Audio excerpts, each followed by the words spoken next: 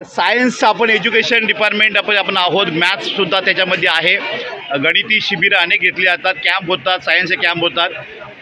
मॅथ्सबद्दल गणित विषयाबद्दल काय? तर याच्यामध्ये तुम्ही पाहू शकता हे वेगवेगळे गणिताचे मॉडेल्स आहेत ज्याच्यामधून विद्यार्थ्यांना ॲक्टिव्हिटीमध्ये सांगितलं जातं.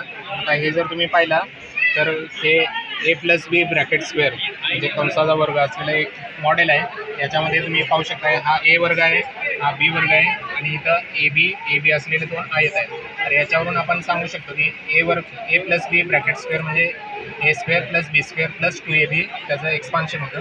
तर याच्यामध्ये हा A वर्ग आहे, हा B वर्ग आहे. या मॉडेलला कुठली पद्धत म्हणतात? ॲक्टिव्हिटी बेस्ड लर्निंगमध्ये आपण विद्यार्थ्यांना शिकवू शकतो. ॲक्टिव्हिटी खूप चांगला प्रोजेक्ट आपला आहे. यामुळं मुलं जास्त वेळ आपल्याला तर फॉर्म्युला वगैरे लक्षात ठेवू शकतात. त्यानंतर हे गणित विकास कार्यक्रम आहे. त्याच्यामध्ये तुम्ही गणित विकास कार्यक्रम हे पेपर्स आहेत, ॲन्सर शीट आहे, हे क्वेश्चन पेपर आहेत, प्रश्नपत्रिका आहे. तर हे वेगवेगळ्या लेवल डिझाईन केलेले टेस्ट 1 लिहिलेली आहे. ही लेवल कुठली आहे? मिनिमम न्यूमेरिकल स्किल, स्पीड आणि ॲक्युरेसी वाढण्याकरिता आहे. ही मिनिमम न्यूमेरिकल स्किल ही पहिली लेवल आहे का? पहिली लेवल. त्यानंतर पुढची level MLA level 1. MLA level 1 या ठिकाणी ही पुढची लेवल आहे. बघा, एक क्वेश्चन बघू शकता आपण. MLA लेवल 1 म्हणजे मॅक्झिमम लर्निंग ॲबिलिटी. ओके. तर याच्यामध्ये natural number, fraction, decimal fraction आणि इंटिजर्स येतात. त्यानंतर MLA लेवल 2 असते.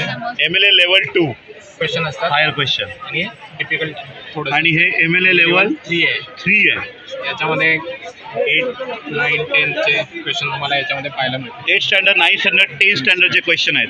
तिथं सोडवू शकतो. आपले एज्युकेशन सिस्टम आहे त्याच्यामध्ये 6वीचा विद्यार्थी 6वीचा अभ्यास शिकू शकतो, परंतु याच्यामध्ये तसं नाही आहे. 6वीचा विद्यार्थी 8वीचं पण गणितं सोडू शकतो, 9वीची पण गणितं सोडू शकतो.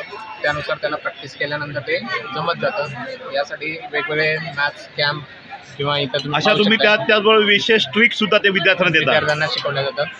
ते मॅथ्स कॅम्प अरेंज केले जातात. त्यानंतर वेगवेगळे मॅथ्सचा व्हिजिट. आता यंदा मॅथ्स साधारणतः या वाडा तालुक्यापुरती मर्यादित की पालघर जिल्ह्यामध्ये आपला प्रोजेक्ट चालतो? पालघर जिल्ह्यामध्ये पूर्ण जिल्हाभर एक चांगल्या म्हणजे आदिवासी पालघर जिल्ह्यामध्ये